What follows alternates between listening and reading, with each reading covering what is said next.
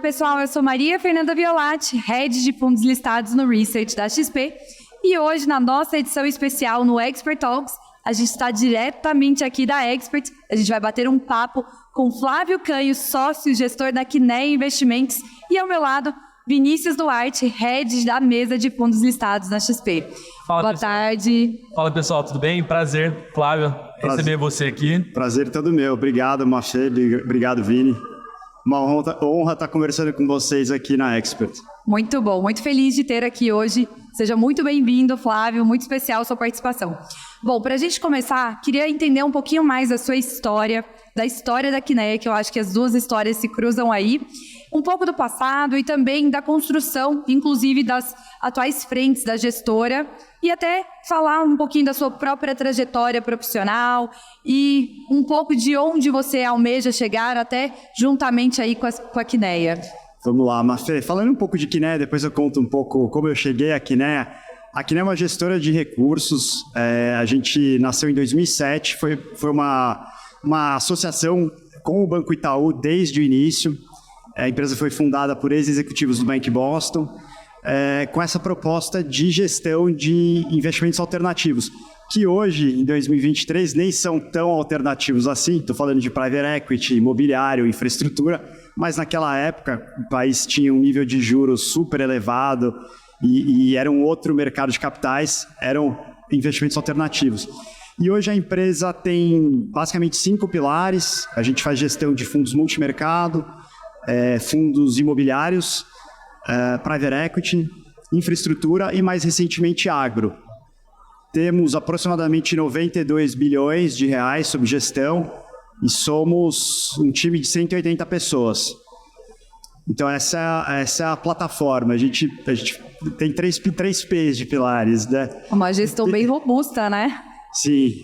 Bastante patrimônio. E é um processo de resiliência e de consistência, né? Então, são pessoas, processos e performance. Esse é o tripé da empresa. Pessoas super especializadas, dedicadas, motivadas, que têm uma profundidade grande no que fazem. A gente usa muito ciência de dados, agora mais recentemente, para turbinar o conhecimento dessas pessoas.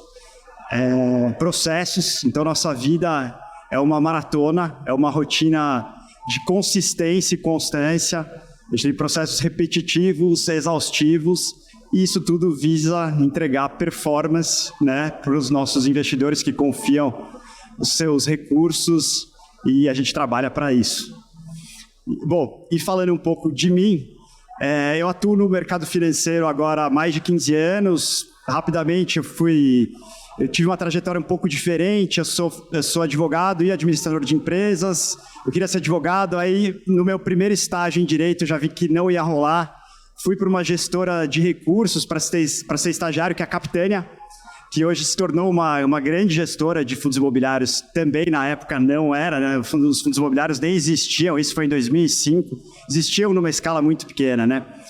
Depois, eu tive uma passagem pela RB Capital, que foi uma das pioneiras na securitização imobiliária, em fundos imobiliários, e me juntei aqui, né, em 2012 para liderar a frente de fundos de CRI, que era algo muito incipiente ainda. Então, a gente tem na gestora uma divisão entre os fundos de equity e os fundos de papel. Os fundos de equity ficam com o Carlos Martins, que é um dos sócios fundadores da Quineia. A gente tem uns 5 bi aproximadamente nessa estratégia, e eu e o meu time gerenciamos os fundos de CRI, ou os fundos de papel, que hoje totalizam perto de 20 bilhões de reais. Então é uma história agora de 11 anos, que se confunde um pouco com esse crescimento do mercado. Então a gente acompanhou várias ondas aí de crescimento, a gente vai falar um pouco sobre isso. Tem sido muito engrandecedor, é um trabalho que é muito recompensador, porque a gente tem um impacto na vida real muito grande. Isso é super legal, né? Não é uma gestão especulativa, que a gente visa só arbitragem em ativos, muito pelo contrário, né? Muito mais uma proposta de vida real do que de vida puramente financeira. Então, é um trabalho super, super bacana nesse sentido. Pô, legal. E como que funciona, né, a gestão e o dia a dia de um gestor de fundo de CRI? A gente viu, né, depois de 2020, aumentar a participação dos fundos de CRI no IFIX, né? São fundos que captaram bastante, passaram por um momento ali muito positivo no primário, né? E esses fundos ganharam relevância. Como que funciona, né? Se estrutura um time para tocar, né? Desde o processo de originação dos deals, de gestão da carteira, de secundário. Queria entender um pouquinho como que funciona ali a dinâmica de vocês no dia a dia. Vamos lá, Vini. A gente, desde o início da nossa jornada nesses fundos, que foi em 2012 com o Kinea Rendimentos, a gente tinha uma ideia de buscar as nossas próprias operações. Isso em função de um paradigma da Kinea, que é um aprofundamento no risco muito grande. Então, a gente gosta de entender o risco a fundo das operações, de ter conforto. O que é mais difícil quando você compra uma operação pronta. A operação pronta, você acompanha uma parte da história, e não a história como um todo. Então, naturalmente, a gente não conseguia fazer isso sendo uma gestora menor, e você precisa ter um porte mínimo para conseguir originar operações e comprar de maneira exclusiva, mas foi algo que a gente sempre buscou. E a gente vem caminhando nessa direção gradativamente. Então, as pessoas que trabalham na Kinea, elas tiveram uma evolução. Eu mesmo fazia muita originação e estruturação. Hoje, pessoas que entraram para o time de análise, então temos um time de 10 pessoas aproximadamente nos fundos de CRI. Então, a gente se divide basicamente num mundo de originação e estruturação. Então, tem o pessoal que caça os negócios, analisa e viabiliza. A gente tem uma rotina de estruturação dessas operações interna bastante importante também. E depois uma outra equipe de gestão e monitoramento, que é super relevante. Assim. A gente tem um cuidado enorme no acompanhamento dessas operações. Então, mais ou menos meio a meio. A gente tem um time de 5 pessoas que buscam negócios e um time de 5 pessoas que acompanham esses negócios. Naturalmente, é tudo muito interconectado, assim, é uma equipe super enxuta, então a gente vê o todo e todas as pessoas acabam tendo a visão completa. Mas, essencialmente, a gente busca essas operações, algumas operações chegam até nós, a gente participa de operações ao mercado também, mas a ideia é botar de pé discussões muito profundas em comitê. A gente tem um comitê semanal, é um comitê que participam outras pessoas além do time de gestão. Então tem a participação do Márcio Verri, que é o fundador da Kinea, e da equipe de riscos da Kinea, que é totalmente independente. Então eu brinco que não tem estrelismo. Eu não consigo decidir nada sozinho e ninguém da equipe. É um processo colegiado, os erros são coletivos e os acertos são coletivos. Então, é um processo repetitivo. A gente, às vezes, acha que tem um glamour muito maior do que tem. Não tem. É um trabalho de consistência e persistência e de acompanhamento muito próximo. É um casamento que a gente tem com essas empresas e essas operações, e a gente tenta ficar casado ao máximo. Assim, o divórcio é a última opção. E, graças a Deus, tem corrido tudo bem aí nessa janela. Muito bom. Legal. Você falou um ponto legal, que é a questão da escala, né? Para fundo de CRI, a questão de você ter um cheque maior, ter um porte grande no mercado, é um diferencial competitivo para o fundo, né? Olha, Vini, eu acredito que sim. Se a gente fizer uma analogia com fundos, às vezes, multimercado ou fundo de ações, eu diria que é a dinâmica inversa. Esse tipo de fundo que trade ativos muito líquidos e, às vezes, a vida deles fica mais difícil quanto maior fica o patrimônio. No caso de fundos com essa característica que a gente está falando, que buscam operações grandes, de alta qualidade, quanto maior você fica, mais fácil fica a sua vida. Então, é uma lógica, às vezes, inversa, que as pessoas ficam com receio, vocês estão crescendo muito, isso não dificulta. Falo, gente, não, pelo contrário, isso facilita. Por quê? Porque você tem acesso aos melhores ativos, que via de regra têm um valor grande. Então, o nosso trabalho é financiar ativos imobiliários. Nós somos um banco imobiliário travestido de fundo. Então, você pegar uma laje corporativa que vale R$1 bilhão, se fazer uma dívida em cima de um ativo como esse que seja relevante, está falando de centenas de milhões de reais, 500 milhões, 600 milhões, 400 milhões. Só que a partir do momento que você acessa um ativo como esse, ele carrega consigo uma qualidade enorme, uma governança maior, muitas vezes. E há a possibilidade de você conseguir uma melhor negociação, muitas vezes. Então, faz todo sentido, Vini. A escala proporciona um acesso maior, via de regra, a operações de alta qualidade.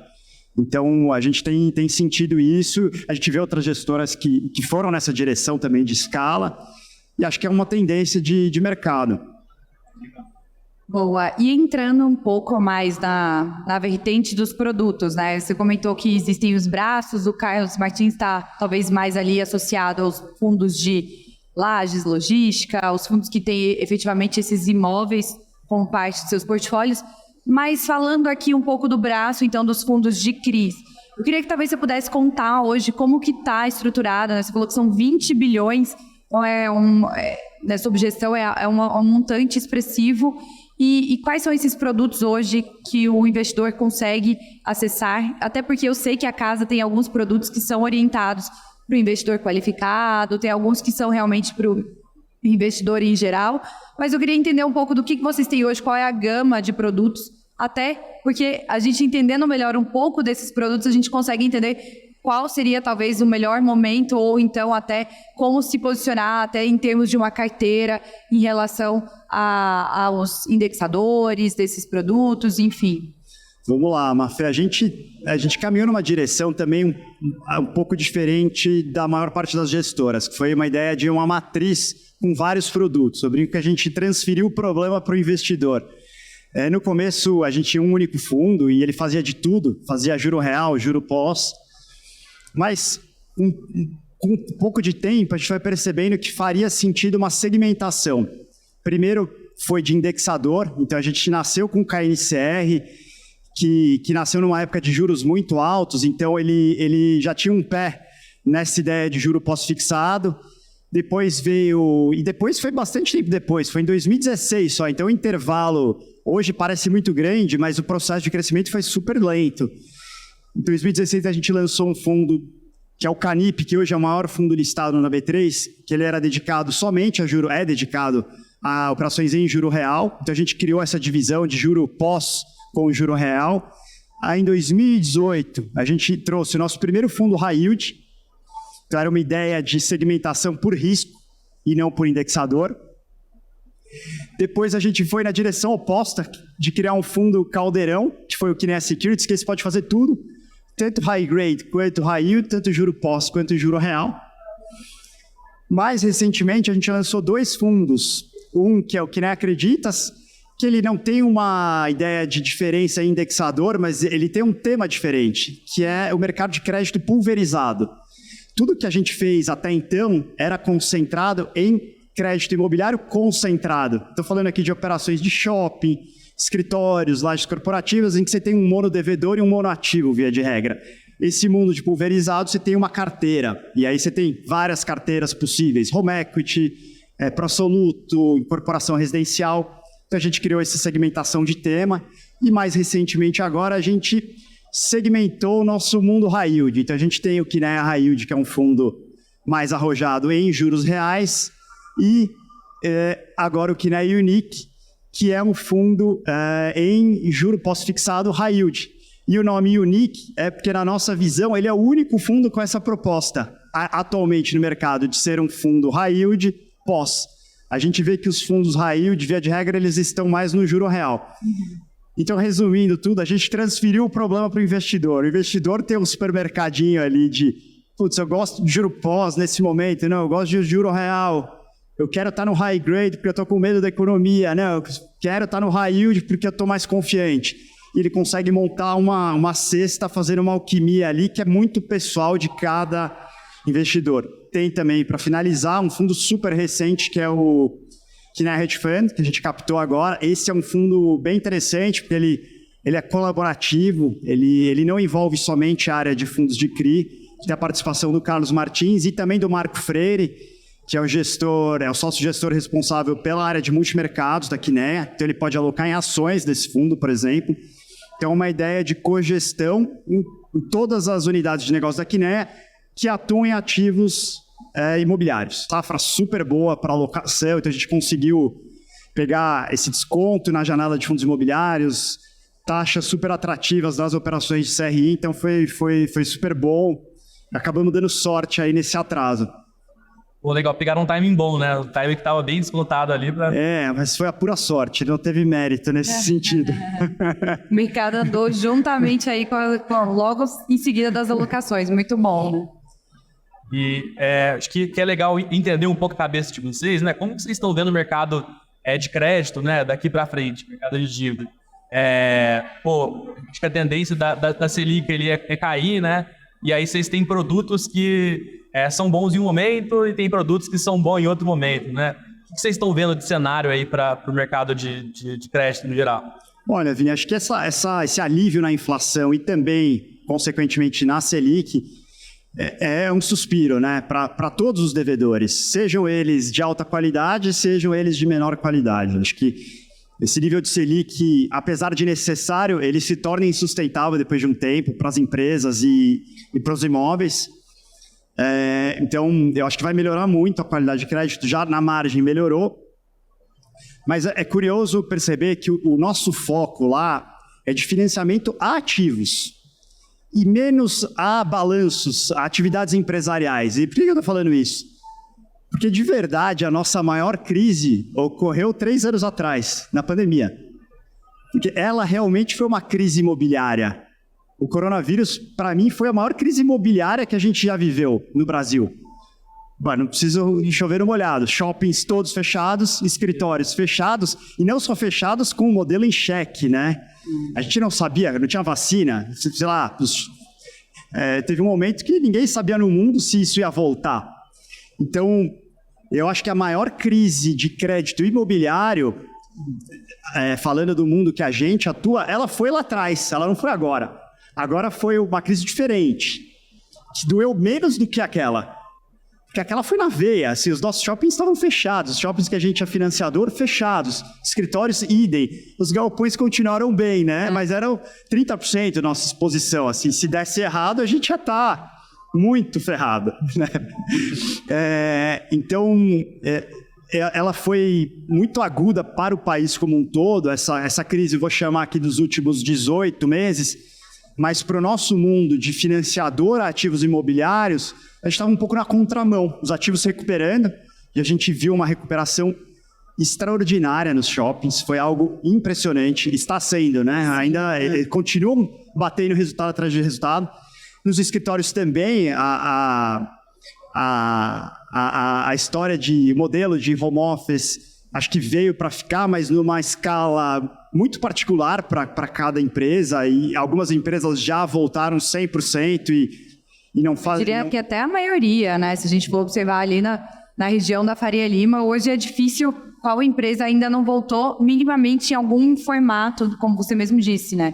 O que melhor se encaixa, mas os funcionários minimamente já estão indo e retomando os escritórios ali. Com certeza, e foi algo que assombrou por bastante tempo. Nos Estados Unidos continua assombrando ainda, especificamente escritórios.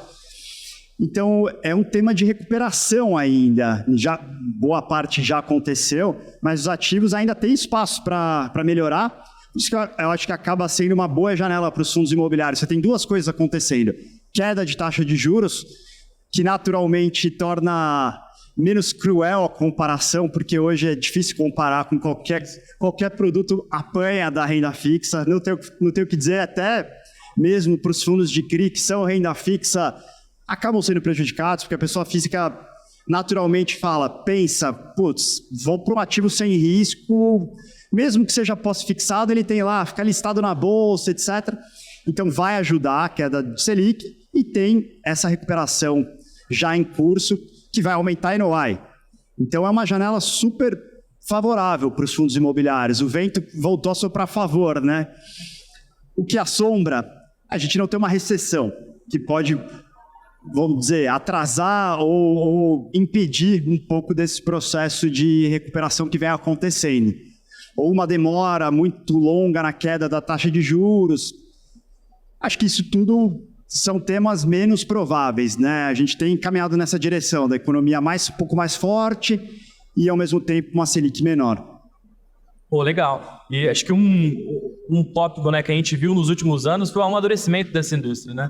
Era uma indústria ali que tinha 100, 200 mil investidores e cresceu muito nos últimos anos, né? E a composição do índice mudou, a gente viu o institucional entrando mais nesse mercado. Queria entender um pouquinho o que vocês veem, né, para o futuro do mercado, né? O que vocês acham para onde que vai esse mercado? Hoje ele ainda é composto muito por pessoa física, né? Você acha que no futuro ele vai ter uma representatividade maior do institucional, do investidor estrangeiro? Como que é a cabeça de vocês nesse sentido? Acho que esse é um tema super legal, né, Vini? Porque ele esbarra em várias questões. E acho que o primeiro ponto é que o fundo imobiliário ele se provou muito democrático, né? A pessoa física hoje acessa diversos fundos com cota R$10. Então, o fundo imobiliário é para todo mundo, sim, né? Ele não é um veículo para a pessoa ultra sofisticada ou para o ultra rico, muito pelo contrário. Ele é um fundo que democratizou e dando acesso a ativos que dificilmente a pessoa conseguiria, né? E muito menos o investidor de menor porte. Então, hoje, você tem acesso a diversos dos melhores shoppings do Brasil, através de fundos, das melhores lajes corporativas do Brasil. Você imagina isso na pessoa física, é algo realmente para a minoria da minoria da minoria. Então, ele é um produto muito interessante nesse sentido de democratização e acesso, de facilidade, porque você ter imóveis na pessoa física é ultra complexo. Você tem que pagar imposto, você tem que gerenciar o ativo, tem dor de cabeça de manutenção, etc. Então, a praticidade do fundo imobiliário acho que atraiu muito também as pessoas que já gostavam de imóveis e tem todo esse lado cultural do brasileiro que adora imóvel e acho que adora imóvel porque pinga a renda, né, mensalmente. No final das contas, o dinheiro só sai. O fundo imobiliário é uma das poucas coisas que bota o dinheiro para dentro. Então foi uma paixão nacional que virou amor já, né? Às vezes é amor e ódio, mas tá aí, vai ficar. E eu acho que foi um passivo bom para se ter. Não acho que foi uma má escolha, porque foi um mercado que caminhou para a direção das pessoas físicas pela isenção fiscal. Eu acho que foi muito legal por tudo isso que eu já comentei, de dar acesso. Mas não exclui a participação de institucionais, né? Sejam eles fund of funds, que estão um pouco menos ativos nesse momento por conta de todo esse processo de subida de juros, que de fato deixou o mercado muito descontado e as emissões deixaram de acontecer.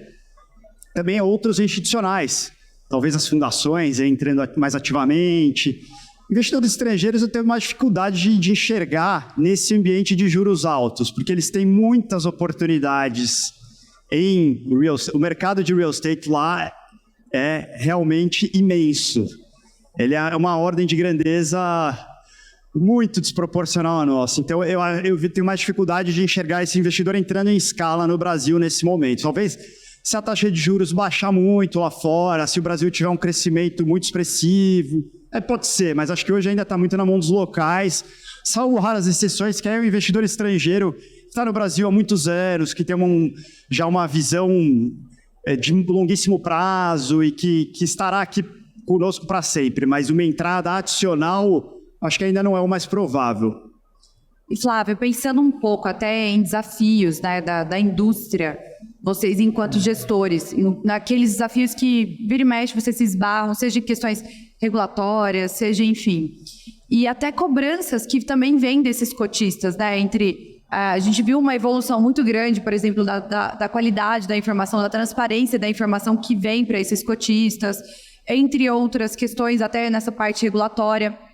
E eu queria entender, você comentou aí da pessoa física, do investidor, do cotista. Essa semana está super em pauta, a gente está falando bastante sobre uma possível tributação dos fundos imobiliários. Na verdade, não é nem essa semana, né? Isso aí é um fantasma que assombra a indústria há bastante tempo.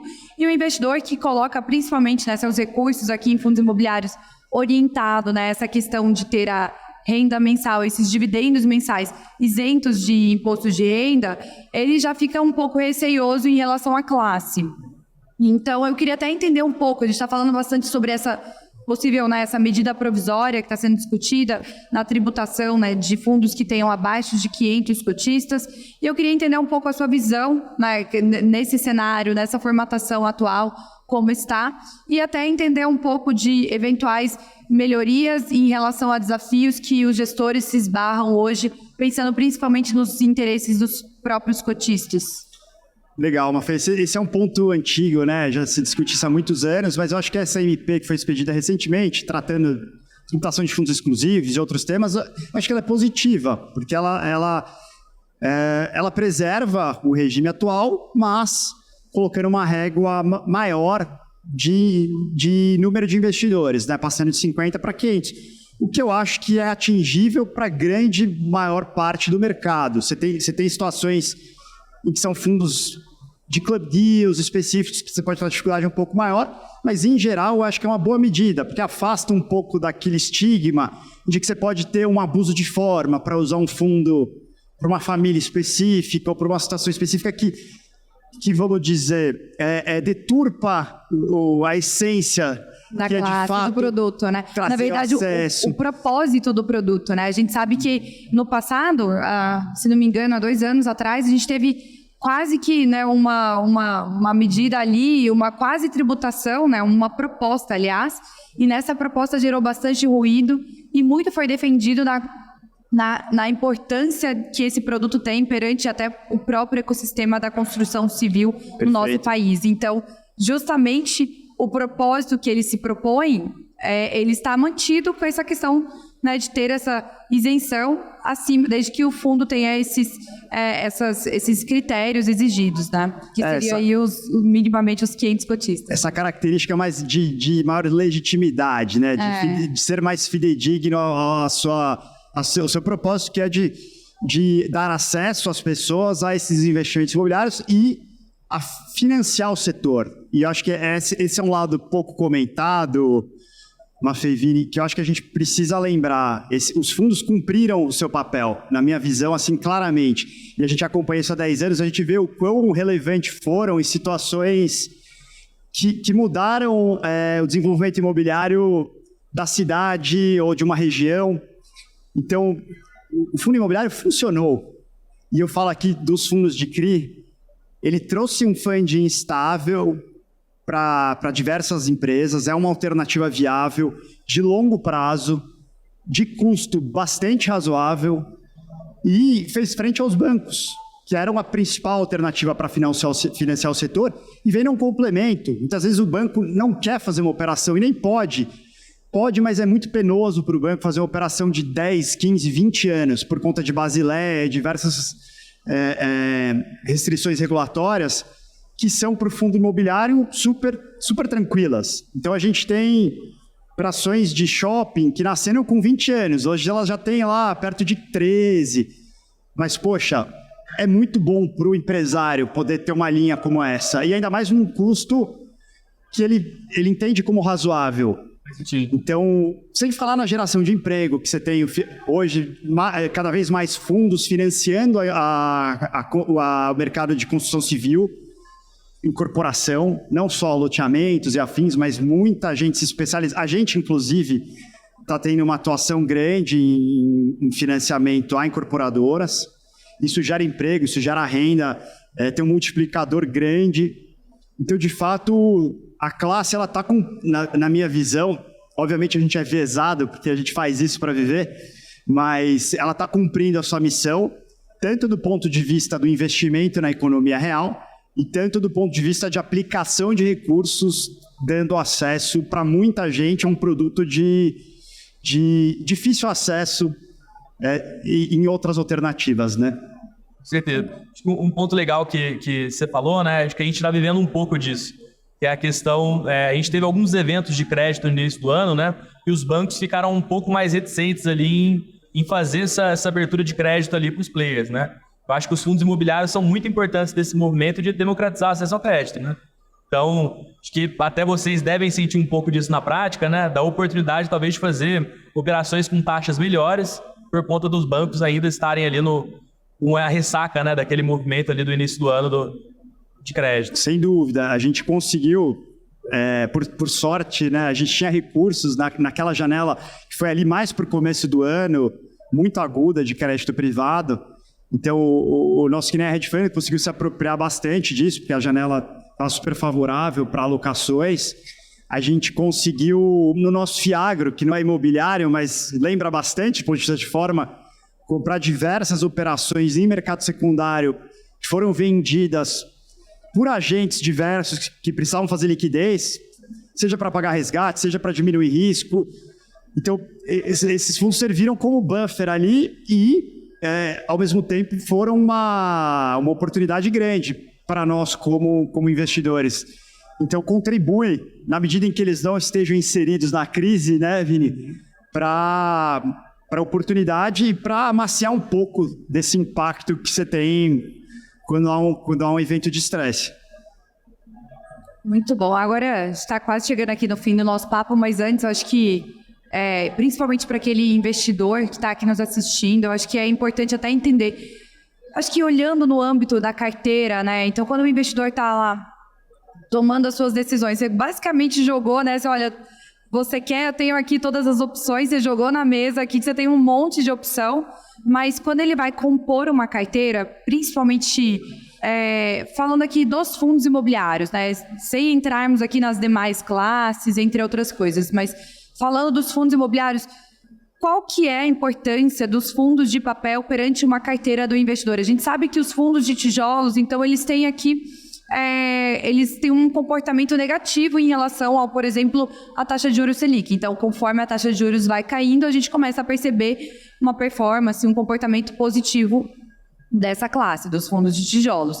Mas os fundos de papel, a gente inclusive viu eles performando muito bem em um cenário que, digamos, é esse cenário de uma política macroeconômica mais contracionista, onde a gente estava realmente, né, com uma inflação elevada, com uma disparidade em relação aos índices, né? Então, IGPM também, a gente teve ali o índice apresentando, né, elevações significativas, e a gente sabe também que, de acordo com o que a gente já estudou, já fez a tarefa de casa, os fundos de papel que são indexados aqui em CDI, eles tendem a ter esse comportamento também positivo, conforme a gente vê esse aumento da taxa de juros Selic. Mas como que é nesse cenário agora que a gente está falando de cortes de taxa de juros? O porquê o investidor deve manter essa classe dentro da sua carteira? Excelente pergunta, Mafé. Acho que tem vários pontos legais para a gente abordar. Primeiro, os fundos de papel, eles se recuperaram menos, mas também eles tinham caído menos. Então, uma recuperação menor, mas a queda tinha sido muito menor. E por que a queda foi menor? Porque eles são fundos que estão... eles se beneficiam, via de regra, de maior inflação ou maior juros. Eles têm a carteira indexada à inflação ou carteira pós-fixada. Ambos se beneficiam dessa dinâmica que a gente viveu nos últimos 2 anos, seja da inflação mais alta, seja do juro pós mais alto, da Selic. Isso se traduziu num maior dividend yield, o que foi muito bom para os seus investidores. Então, eles carregaram uma renda passiva muito maior do que aquela dos fundos de tijolo. Então, essa foi a explicação do porquê que os fundos de tijolo caíram mais e os fundos de papel caíram menos. Por outro lado, não é dizer que agora eles deixam de ser relevantes, ou agora, não servem para nada. Primeiro, porque eu acho que a queda da Selic não é uma queda... A gente está muito traumatizado por 2020, né? Que a gente viu a Selic a 2%. A curva, no seu Flávio que está falando, a curva da BMF, que são todos os agentes de mercado, indica uma Selic perto de 10 para daqui a 2 anos. É muita coisa ainda. Isso significa dizer que o carrego dos fundos de crise, especialmente os pós-fixados, e acho que aí não vai ser muito diferente para o fundo de inflação, porque as coisas andam mais ou menos juntas, é que a gente viu janelas esquizofrênicas, de inflação muito baixa, juro muito alto e vice-versa. Mas, na média, os indexadores, eles andam tem que dar mais ou menos a mesma coisa, um título em IPCA e um título em CDI, né? Ou não vai distanciar muito no médio prazo. Enfim, eu acho que eles vão render bem também nesse ambiente de menor Selic. Seja por uma surpresa inflacionária, ou seja, porque a Selic não vai cair tanto. Então, o patamar de dividendo que eles vão produzir, eu acho que vai ser ainda maior do que os fundos de tijolo. Você pode até falar, mas seu ganho de capital vai ser menor. É provável que sim. mas você tem diversos fundos que são carregadores de títulos pré-fixados, fundos que têm juro real mais inflação, que eles têm duration. Eles se comportam como se fosse um ativo imobiliário. Então, a queda da taxa de juros aumenta o valor patrimonial, especialmente se os fundos forem marcados a mercado, que é o caso dos fundos da Kinea. Nossos fundos são marcados a mercado. Então, eles sofreram muito com uma diminuição do valor patrimonial por conta da abertura da curva de juros. E agora a gente está na contramão. Então, você tem ganho de capital também de fundo de papel potencial. Talvez não para os fundos 100% pós-fixados, porque nesses a gente tem o duration zero, então quando a taxa de juros fecha, você não tem o benefício da elevação do valor patrimonial. Mas, Fê, eu acho que é a composição, sim, sempre. Eu nunca fico com um só fundo. É aquela coisa da meia mussarela, meia calabresa. Você nunca vai acertar. Muito difícil acertar. Então, falando de fundo de papel, tenha juro pós e tenha juro real. Putz, quero mais risco? Coloque mais risco também. 10%, 20%. Aí depende muito do perfil pessoal. Somado a isso, o tijolo. Então, é a pizza. Não tem uma monoestratégia que vai ser vencedor. Você precisa assim, ter muita sorte para acertar a virada de chave. Não é nem competência, assim. Não basta só competência, tem que ter sorte. Então, eu acho que é um mix. Tem aquele ditado, né? A diversificação é o almoço grátis do mercado, né? Então, pois é, exatamente. Traz essa componente aí super importante. Bom, a gente está chegando aqui no final, mas antes, acho que vamos deixar uma mensagem final aqui para o Flávio, né? Que ele gostaria de deixar aqui para quem está nos assistindo, para os investidores. Algum recado, alguma mensagem, algum aprendizado aí da sua trajetória que você acha que é importante também deixar aqui para quem você que já tem um longo caminho, contou aqui que tem mais de 11 anos, né, de experiência no mercado financeiro, contar para aqueles que talvez estão começando agora, pontos de atenção, alguma, diria até inspiração. Olha, eu acho que é o exercício de paciência, os investidores têm que ter essa confiança de que os fundos imobiliários eles tendem, via de regra, voltar a se recuperar. Pode demorar um tempo, mas... E falando aqui bastante de fundos de CRI, às vezes ficam muito descontados numa janela, a gente já viveu isso várias vezes nos nossos fundos, mas eles voltam, então não se desesperem. Eu vejo que a maior parte dos gestores quer fazer um trabalho sério, então eu acho que tem que dar um voto de confiança. Eu acho que se você gosta da gestora, acredite e aposte por um tempo, porque... as pessoas estão motivadas a fazer um trabalho sério. Essa é a minha observação. Pode ter exceções sempre, mas estamos falando aqui da normalidade, né? Então, eu acho que é esse jogo de paciência e consistência. Escolher fundos que tenham boas carteiras, boas equipes e não se desesperar nesses momentos de crise mais aguda, porque, via de regra, são os piores momentos para comprar, para vender, desculpa, e os melhores momentos para comprar.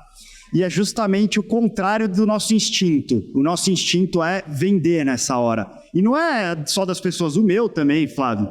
É do ser humano, né? Então a gente tem que ir contra o instinto. E para vocês, agradecer o convite e parabenizar pelo trabalho, uma festa que é super relevante. Eu acho que falta ainda essa profundidade para a gente conseguir mostrar para as pessoas... Além do dividend yield, que eu sei que é um bordão, já virou um clichê, mas se é um clichê por uma razão, a gente ainda não chegou lá.